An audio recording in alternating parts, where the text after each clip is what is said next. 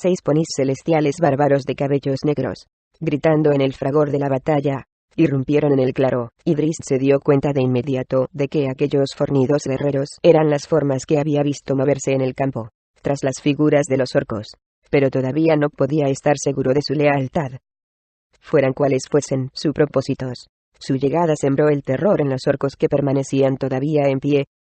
Los dos que luchaban contra Drizzt perdieron todo interés en la batalla y un súbito cambio en su actitud reveló su deseo de dejar el conflicto y salir huyendo. Drizzt los dejó marchar, convencido de que tampoco llegaría muy lejos, y presintiendo que sería una gran idea que también él desapareciese de la vista. Los orcos salieron huyendo, pero sus perseguidores los pillaron pronto, y se enfrascaron en otra batalla detrás de unos árboles. Con mucho más sigilo, Drizzt trepó sin que lo advirtieran al árbol donde había dejado su arco. Wulfgar, por su parte, no podía reprimir con tanta facilidad su ansia de batalla. Con 2 de sus amigos fuera de combate, su sed de sangre de orco era insaciable, y el nuevo grupo que se había unido a la batalla gritaba el nombre de Tempos, su propio dios de la guerra, con un fervor que no podía pasar por alto. Distraídos por los súbitos acontecimientos que se sucedían alrededor, el círculo de orcos que rodeaba a Wulfgar se rompió, y el bárbaro no dudó un instante en atacar con todas sus fuerzas. Uno de los orcos desvió un momento la vista, y Aegisfan se incrustó en su rostro antes de que los ojos volvieran a concentrarse en la pelea. Wulfgar se coló por el hueco que habían dejado en el círculo, empujando a un segundo orco a su paso. Cuando la criatura tropezaba en su intento de volverse y preparar sus defensas, el poderoso bárbaro lo tumbó de un golpe.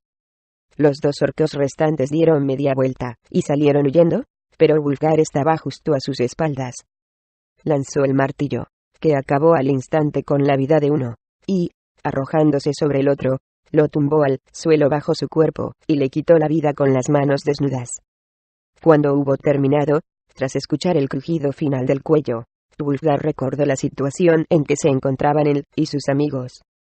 De un salto, se puso en pie y reculó, situándose de espaldas a un grupo de árboles. Los bárbaros de cabellos negros se mantenían a cierta distancia, impresionados por su destreza, pero Wulfgar no estaba seguro de cuáles eran sus intenciones. Echó una ojeada a su alrededor en busca de sus amigos.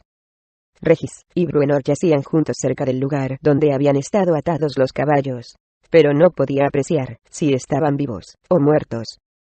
No había señales de Drizzt, pero hasta sus oídos llegaba el ruido de una batalla que se sucedía al otro extremo del grupo de árboles. Los guerreros se agruparon en semicírculo a su alrededor, obstruyéndole todas las posibles vías de escape, pero, de pronto, se detuvieron, al ver que Aegisfan retornaba de forma mágica a las manos de Wulfgar.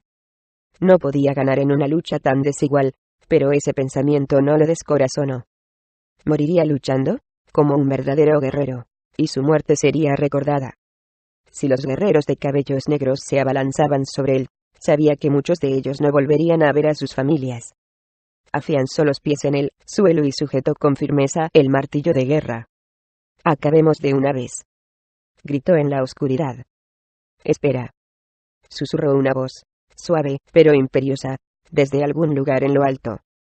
Wulfgar reconoció de inmediato a Drizzt, y aflojó la presión con que sujetaba el arma.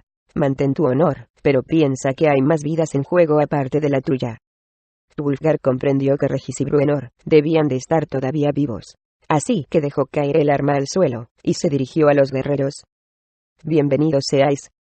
Los hombres no respondieron, pero uno de ellos, casi tan alto y corpulento como Wulfgar, se separó de la fila, y se acercó hasta situarse frente a él. Llevaba el pelo recogido en una única trenza, que le colgaba por un lado del rostro, y llegaba hasta los hombros. Llevaba las mejillas pintadas de blanco con la imagen de 2 alas. La dureza de su cuerpo y la firmeza que denotaban sus rasgos, revelaban que había llevado una vida salvaje, y, a no ser por sus cabellos, de color negro como ala de cuervo, Wulfgar hubiera pensado que se trataba de un miembro de las tribus del Valle del Viento Helado. El hombre de cabellos oscuros reconoció de forma similar a Wulfgar, pero, como estaba mejor informado de las estructuras de la sociedad en las tierras del norte, no pareció tan sorprendido por las similitudes. «Tú eres del valle», dijo de una forma imperfecta de la lengua común. «Más allá de las montañas, donde sopla el viento frío». Wulfgar asintió.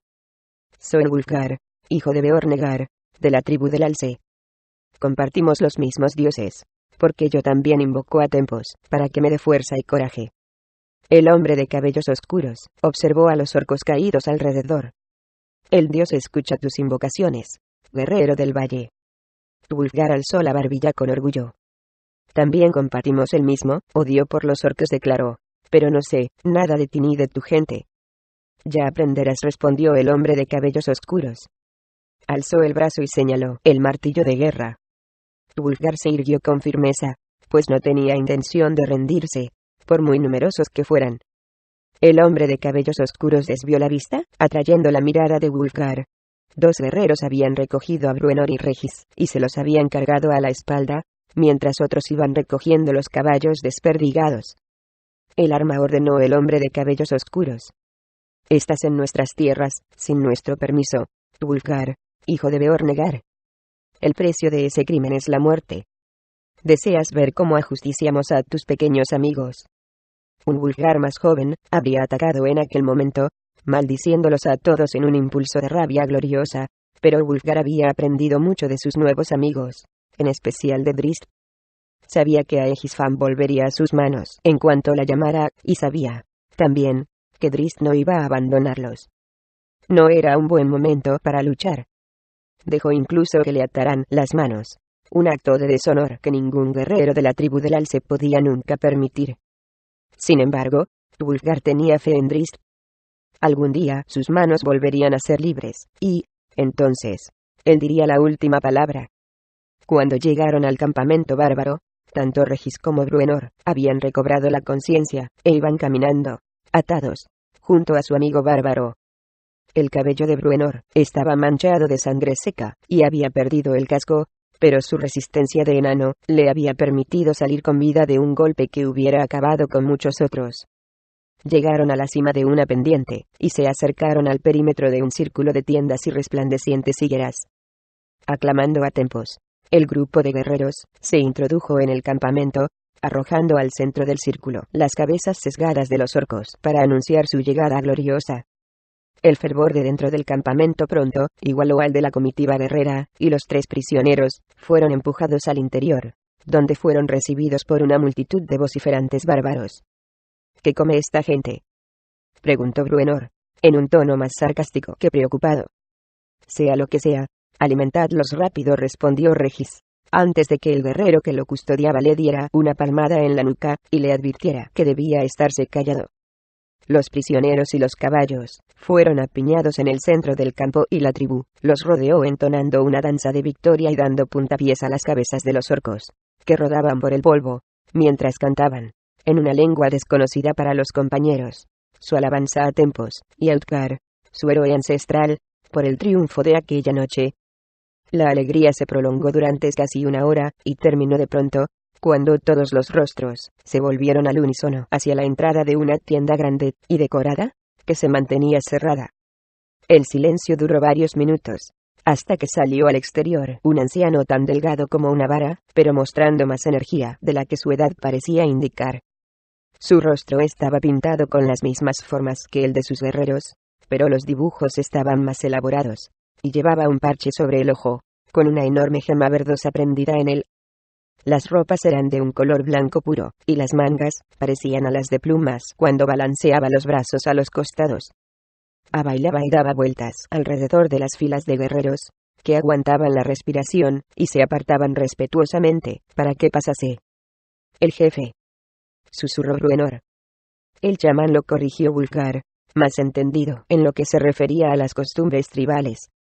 El respeto que aquellos guerreros profesaban a aquel hombre provenía de un miedo que estaba por encima del terror que podía producir un enemigo mortal, incluso un cacique. El chamán giraba y saltaba, hasta que se detuvo frente a los 3 prisioneros. Observó un instante a Bruenor y Regis, y, poco después, concentró toda su atención en Wulfgar. «Soy Balric Ojo Elevado», gritó de pronto, sacerdote de los seguidores de los ponis celestiales. «Los hijos de Utgard». «Utgard», corearon los guerreros, golpeando con sus hachas los escudos de madera. Wulfgar esperó a que finalizaran los gritos, y, luego, Se presentó soy Wulfgar, hijo de Beornegar, de la tribu del Alce. Y yo soy Bruenor. Empezó el enano. Silencio. Le gritó Balric, temblando de rabia, tú no me importas en absoluto. Bruenor cerró la boca, y se dedicó a entretenerse con sueños, en los que aparecía su hacha y la cabeza de Balric. No queremos hacer daño a nadie ni invadir tu territorio, afirmó Wulfgar, pero Balric alzó la mano, para que se callara. Vuestro propósito no me interesa, explicó con calma, pero su excitación resurgió de inmediato. Tempos te ha entregado a nosotros. Eso es todo. Eres buen guerrero. Observó a sus hombres, y vio que en sus respuestas se adivinaba la impaciencia por el inminente desafío. ¿Cuántos reclamas?, preguntó a Wulfgar. 7 orcos cayeron ante mí, respondió el joven bárbaro con orgullo. Balric asintió complacido. Alto y fuerte comentó. Vamos a descubrir si Tempos está de tu parte. Juzgaremos si mereces pertenecer a los ponis celestiales. Los gritos se reanudaron al instante, y 2 guerreros se apresuraron a desatar a Wulfgar, mientras un tercero, el jefe de la comitiva guerrera que había hablado con Wulfgar en el bosque, lanzaba al suelo su hacha y su escudo, y se introducía en el círculo. Drizzt esperó en lo alto del árbol hasta que estuvo seguro de que los guerreros habían abandonado la búsqueda del jinete del 4.º caballo, y se habían marchado. Luego, se puso rápidamente en movimiento, recogiendo varios de los objetos que habían caído al suelo, el hacha del enano y la masa de Regis. Tuvo que detenerse e intentar calmarse cuando encontró el casco de Bruenor, manchado de sangre, con una nueva abolladura, y uno de los cuernos roto. ¿Habría sobrevivido su amigo? Introdujo el casco, roto en su bolsa, y se encaminó en pos de la comitiva, manteniéndose a una prudente distancia. No pudo evitar un suspiro de alivio cuando llegó al campamento, y divisó a sus 3 amigos, en especial a Bruenor, que permanecía tranquilamente de pie entre Regis y Wulfgar. Satisfecho, Drizzt dejó a un lado sus emociones y sus pensamientos sobre la pasada batalla y concentró su atención en la situación que tenía ante, mientras formulaba mentalmente un plan de ataque que liberaría a sus amigos. El hombre de cabellos oscuros extendió los brazos, con las palmas de las manos abiertas, ante Wulfgar, invitándolo a que las cogiera. Wulfgar nunca había presenciado este tipo de desafío con anterioridad, aunque en realidad no era muy diferente de las pruebas de fuerza que practicaba su gente. No puedes mover los pies, lo instruyó Balric. Este es el desafío de la fuerza. Dejemos que Tempos nos demuestre tu valía. El rostro firme de Wulfgar no revelaba en absoluto la seguridad que sentía de que podía derrotar a cualquier hombre con una prueba como aquella. Alzó las manos hasta situarlas al mismo nivel que las de su oponente. El hombre las agarró con rabia, y soltó un gruñido al alto extranjero. Casi de inmediato, antes de que Wulfgar pudiera afianzar las manos o los pies, el chamán soltó un grito para dar comienzo a la prueba, y el hombre de cabellos oscuros empujó las manos hacia adelante, doblándole las muñecas a Wulfgar. Las exclamaciones empezaron a surgir en todos los rincones del campamento. El hombre de cabellos oscuros gruñía y empujaba con todas sus fuerzas, pero, en cuanto pasó el momento de sorpresa, Wulfgar contrarrestó el ataque. Los músculos de acero del cuello y hombros de Wulfgar se tensaron, y los brazos enrojecieron ante la súbita irrupción de sangre en las venas. En verdad, Tempos parecía haberlo bendecido. Incluso su poderoso oponente no pudo menos que observar boquiabierto aquel espectáculo de poder.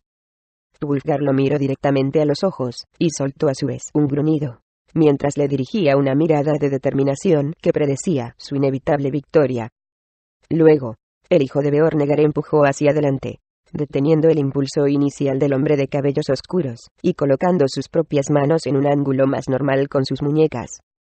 Una vez conseguido el equilibrio entre los dos, Wulfgar se dio cuenta de que un empujón repentino colocaría, sin duda, a su oponente en la misma posición de desventaja de la cual acababa de escapar él, y, entonces, el hombre de cabellos oscuros no tendría la más mínima posibilidad. Pero Wulfgar no estaba ansioso por finalizar la prueba. No deseaba humillar a su oponente, lo cual solo le hubiera servido para ganarse un enemigo, y, más importante todavía, sabía que Drizzt estaría por los alrededores. Cuanto más tiempo pudiera hacer durar la confrontación, que mantenía los ojos de todos los miembros de la tribu fijos en él, más posibilidades tendría Drizzt de poner en práctica algún plan. Los dos hombres se mantuvieron en equilibrio durante varios segundos, y Wulfgar no pudo menos que sonreír al divisar una silueta oscura que se deslizaba por entre los caballos, por detrás de los guardias distraídos del otro extremo del campamento. No podía asegurar que no fueran imaginaciones suyas, pero creyó ver dos puntos brillantes de color despliego que lo observaban desde la oscuridad. Decidió aguantar unos segundos más, aunque sabía que se estaba arriesgando demasiado al no acabar con el desafío. El chamán podía declarar un empate si se mantenía así durante mucho tiempo. Pronto todo hubo acabado. Los músculos y tendones de los brazos de Wulfgar se tensaron al máximo, y alzó los hombros todavía más. Tempos. Gruñó, agradeciendo al dios por una nueva victoria. Luego, con una súbita y feroz explosión de poder, empujó al hombre de cabellos oscuros hasta hacerlo ponerse de rodillas. Un profundo silencio se extendió por todo el campamento, e incluso el chamán se quedó sin habla ante aquella demostración de fuerza. Dos guardias se acercaron indecisos hasta situarse junto a Wulfgar. El guerrero derrotado se puso de pie y se quedó mirando a Wulfgar. No había rastro alguno de rabia en su rostro, tan solo una honesta admiración, porque los ponis celestiales eran un pueblo honorable.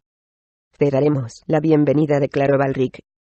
«Has derrotado a Thorlin, hijo de Jerek, asesino de lobos, jefe de los ponis celestiales. Nunca hasta hoy había sido vencido Thorlin». «¿Y mis amigos?», inquirió Wulfgar. «No me importan», replicó Balric. «Al enano lo dejaremos en libertad en el camino, para que salga de nuestro territorio. No tenemos nada contra él ni los suyos, pero tampoco deseamos tener tratos con ellos». El chamán observó a Wulfgar con expresión astuta. «El otro es una persona débil», dijo. «Te servirá como sacrificio para el paso a nuestra tribu, tu sacrificio personal al caballo alado».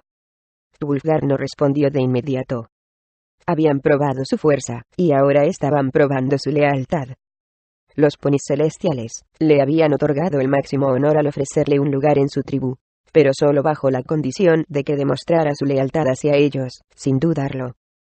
Wulfgar pensó en su propia gente, y en el modo de vida que llevaban desde hacía tantos siglos en la tundra. Incluso en la actualidad, la mayoría de los bárbaros del Valle del Viento Helado hubieran aceptado los términos del acuerdo, y hubieran matado a Regis, considerando que la vida del Alflin era un precio reducido comparado con semejante honor. Aquella era la desilusión que Wulfgar había sentido con su gente durante toda su existencia, una faceta de su código moral que, según sus esquemas personales, era inaceptable. No, replicó a Balric, sin pestañear. «Es un ser débil», razonó Balric. «Solo los fuertes merecen vivir». «No soy yo quien debe decidir su destino», respondió Wulfgar. «Ni vosotros». Balric hizo un gesto a los guardias, quienes, al instante, volvieron a atar las manos del bárbaro. «Una pérdida para nuestra gente», dijo Thorlin a Wulfgar. «Hubieras recibido un lugar de honor entre nosotros». Wulfgar no respondió y sostuvo la mirada de Thorlin durante largo rato, compartiendo ambos el respeto, y también la comprensión mutua de que sus códigos de conducta eran demasiado diferentes para unirse. En una fantasía compartida que no podía llegar a ser, ambos se imaginaron luchando uno junto al otro, derribando orcos, e inspirando una nueva leyenda a los bardos. Había llegado el momento de que Drizzt atacara. El Drow se había detenido junto a los caballos para ver el resultado del desafío, y también para poder medir mejor a sus enemigos. Planeaba un ataque que fuera efectivo, no que causara grandes daños, ya que su deseo era montar un gran espectáculo que intimidara a la tribu de valerosos guerreros el tiempo suficiente para que sus amigos pudieran salir del círculo. No había duda de que los bárbaros habrían oído hablar de los elfos oscuros, y, sin lugar a dudas, las historias que habrían llegado hasta sus oídos serían aterradoras. Con gran sigilo, Drizzt ató los dos ponis por detrás de los caballos, y, luego, se situó entre los caballos, con un pie en cada estribo. Se incorporó cuán largo era, y echó hacia atrás la capucha. Con un brillo peligroso en sus ojos color despliego, espoleó a los animales, y se abalanzó sobre el círculo, obligando a apartarse a los sorprendidos bárbaros que se encontraba a su paso. Los atónitos guerreros empezaron a soltar alaridos de rabia, que poco a poco se fueron convirtiendo en gritos de terror cuando divisaron la piel oscura del jinete. Thorlin y Balric giraron en redondo para hacer frente a la amenaza que se aproximaba, pero se encontraron con que no sabían cómo tratar con una leyenda personificada. Idris tenía listo un truco para ellos. Con un ademán de su oscura mano, llamas color púrpura empezaron a surgir de la piel de Thorlin y Balric. Llamas que no quemaban, pero sí servían para sumir a los dos supersticiosos bárbaros en un delirio de terror. Thorlin cayó de rodillas al suelo, agitando los brazos con incredulidad, mientras que el nervioso chamán se lanzaba al suelo y empezaba a rodar por el polvo. Wulfgar aprovechó enseguida la oportunidad. Con otra demostración de fuerza, rompió las cuerdas de cuero que le rodeaban las muñecas, y, con el mismo impulso, abrió los brazos, y, tras agarrar el rostro de los dos guardias que había a sus costados, los lanzó al suelo. Bruenor comprendió también el papel que le tocaba. Después de dar un fuerte pisotón en el pie del único bárbaro que había entre él y Regis, y cuando el hombre se agachó para cogerse el dolorido miembro, Bruenor saltó y le golpeó la cabeza con la suya. El hombre cayó al suelo con la misma facilidad con que había caído, susurró en el callejón de la rata, en Luskan. Funciona igual sin casco, exclamó, maravillado. Eso solo puede hacerlo la cabeza de un enano, señaló Regis mientras Wulfgar los agarraba a ambos por la nuca y los alzaba con facilidad hasta sentarlos en los ponis. Luego, montó él mismo, junto a Drizzt, y salieron a galope tendido hacia el otro extremo del campamento.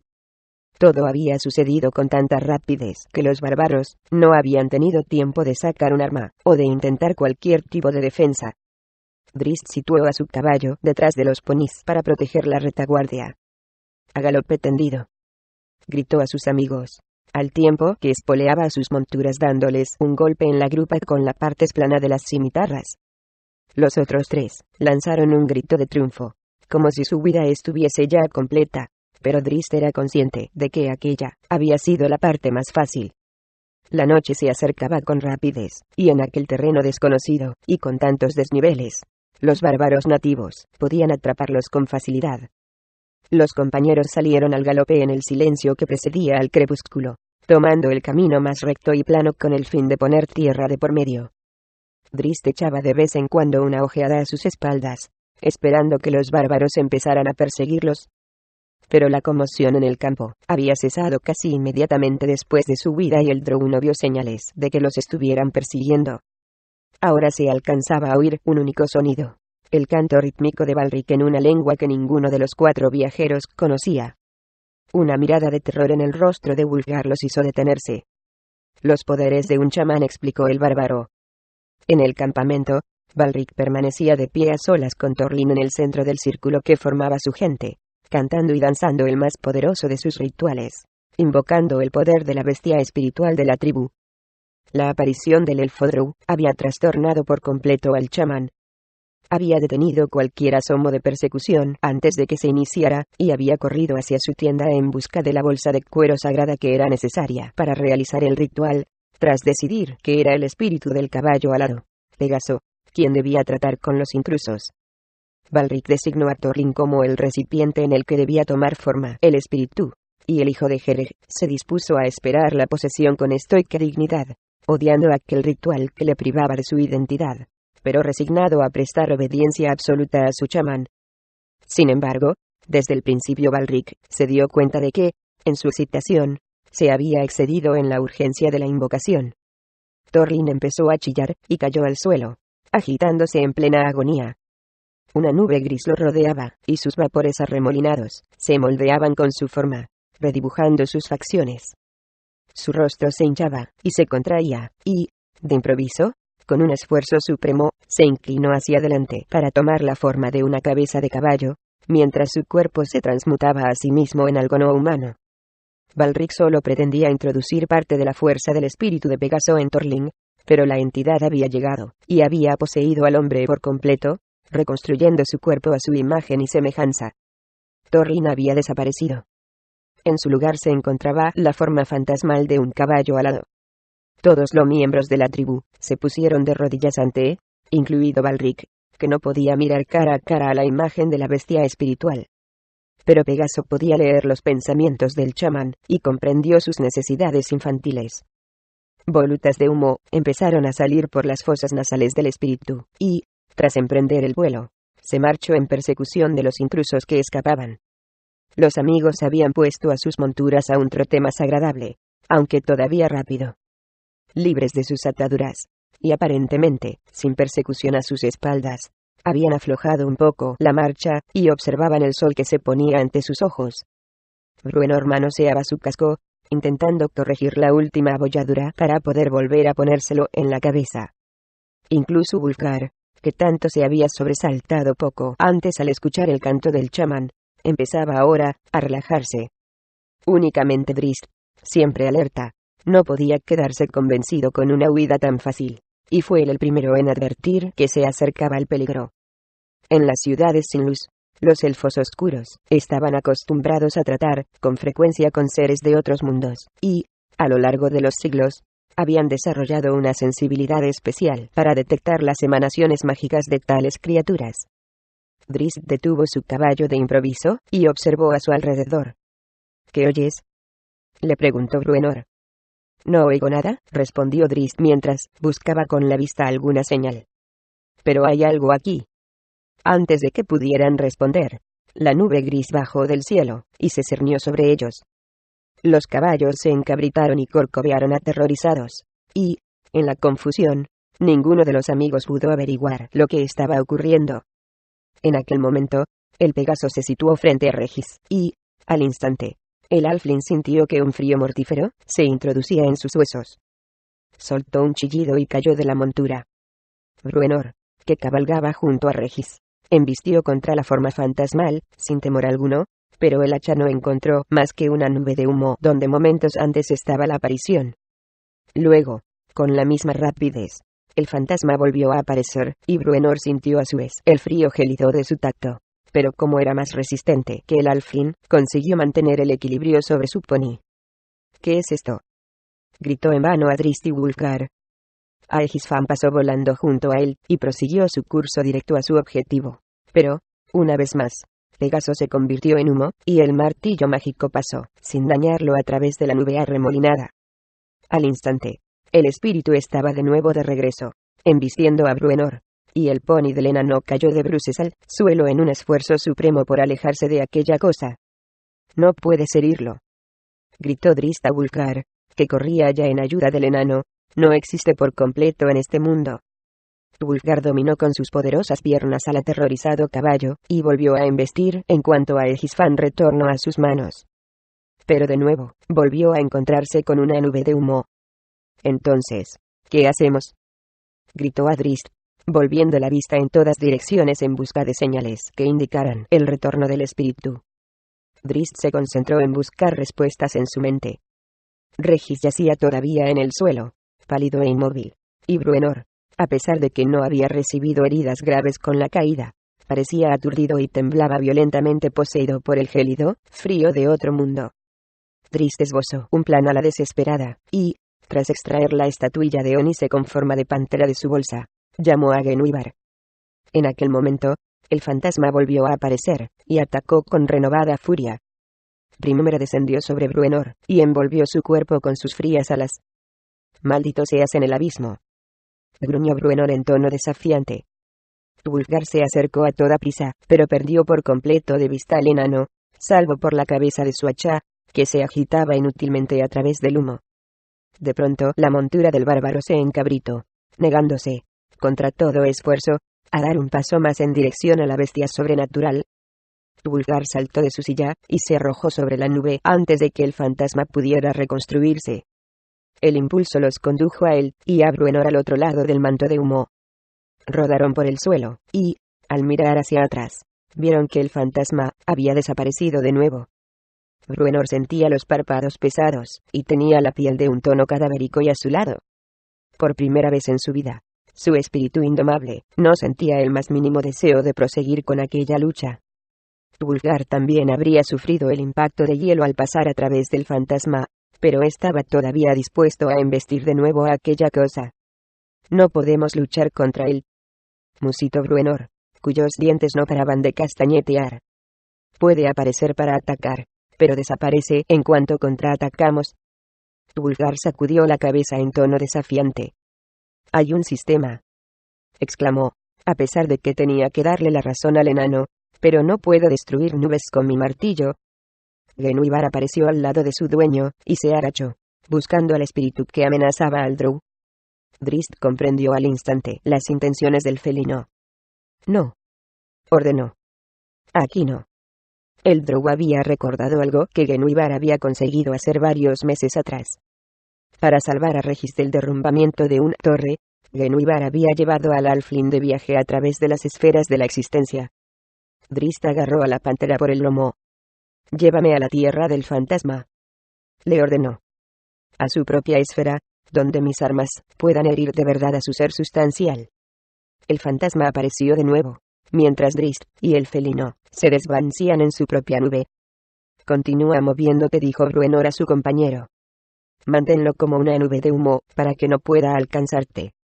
Drizzt y la pantera se han ido, gritó Wulfgar. «A la tierra del fantasma», explicó Bruenor. Drizzt tardó largo rato en recobrar el sentido de la orientación. Había llegado a un lugar de realidades diferentes, una dimensión en la que todas las cosas, incluida su propia piel, adoptaban un color grisáceo, y en la que los objetos solo podían distinguirse por una oscilante línea oscura que los delineaba. Su agudo sentido de la percepción era inútil aquí, ya que no había sombras ni ninguna fuente de luz detectable que pudiese servir como guía.